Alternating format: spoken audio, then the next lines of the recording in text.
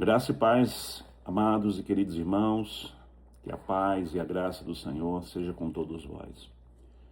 Queridos, nós temos visto tantas coisas do passado voltarem, né? Roupas, modas, canções.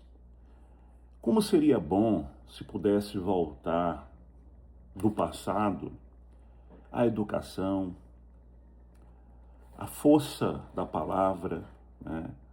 O empenho da palavra. A Bíblia diz que o Senhor, ele não muda. A sua palavra não muda, permanece para sempre. A Bíblia diz também que o nosso falar, deve ser sim, sim e não, não. E o que passar disso é de procedência maligna. E mesmo assim nós vemos pessoas com duas palavras.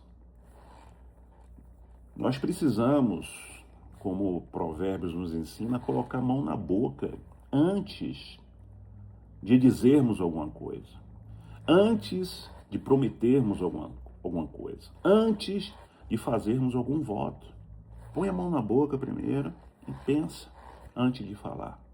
Porque aquilo que você falar, você precisa cumprir. Irmãos, eu tenho dito que os cristãos, eles precisam ser as pessoas mais educadas do mundo.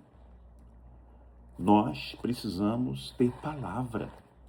Olha o que aconteceu na leitura de hoje, né, do nosso plano de leitura de hoje, em 2 Samuel, capítulo 21, versículo 1 e 2. Nos dias do rei Davi, houve uma fome de 3 anos consecutivos. Davi consultou o Senhor e o Senhor lhe disse o motivo daqueles 3 anos de fome, daqueles 3 anos de miséria, daqueles 3 anos de escassez. Continua no verso 1, o Senhor responde: é por causa de Saul e de sua família sanguinária, porque ele matou os Gebionitas. Gente, o que isso tem a ver? O que isso tem a ver? Qual a dificuldade? Por quê? Né? O que é que tem a ver Saul com Davi hoje? Né? O que é que tem a ver isso?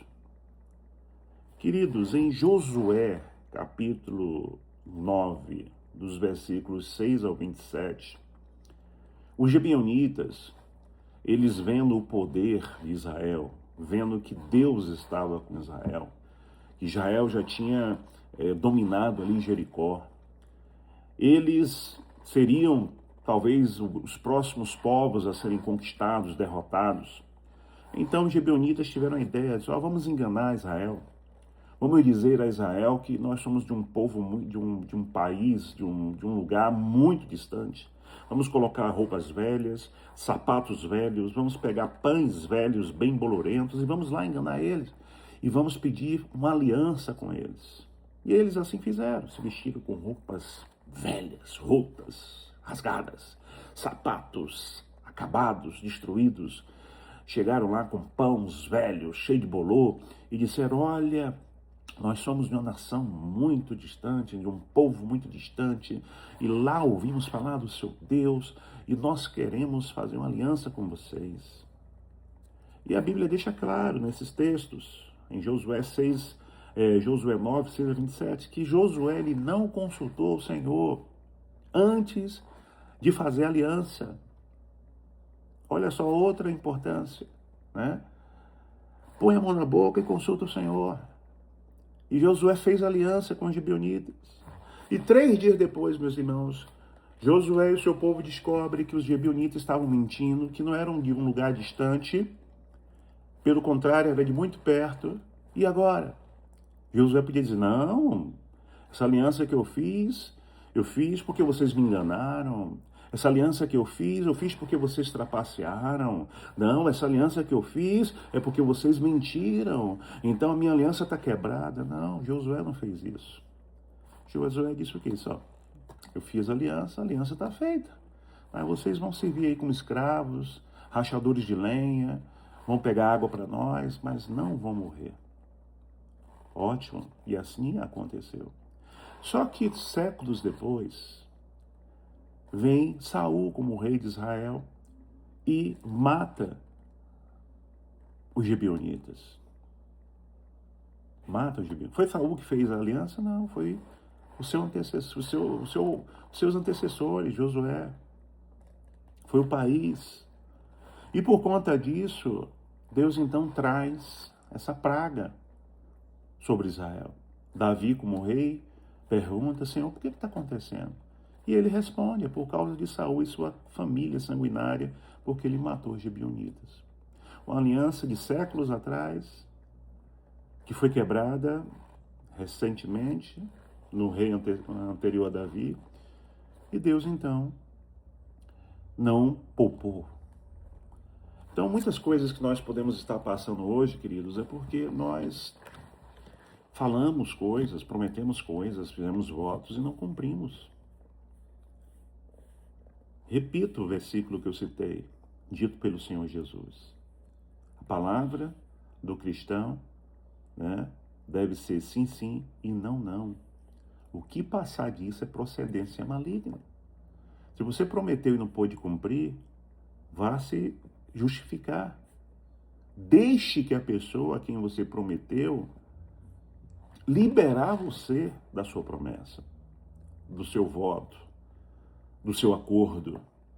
Você comprou e disse que ia pagar tal dia e não pôde pagar. Vá se justificar com a pessoa, não se esconda.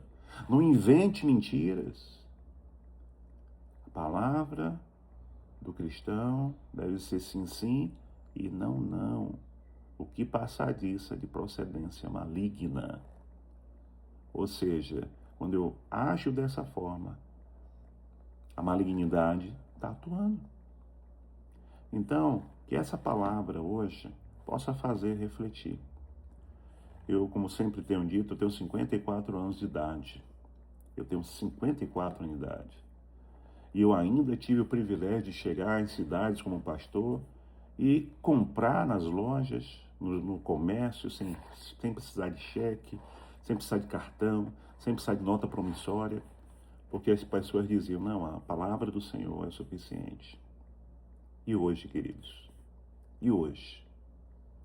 Hoje o negócio está tão feio que tem cidades, tem estados do nosso Brasil que nem político e nem pastor pode financiar carros. Olha que situação nós estamos. Que Deus tenha misericórdia de mim, que Deus tenha misericórdia de você, e até o próximo vídeo, se assim o Senhor nos permitir, e Deus te abençoe, e shalom, shalom. Um abraço.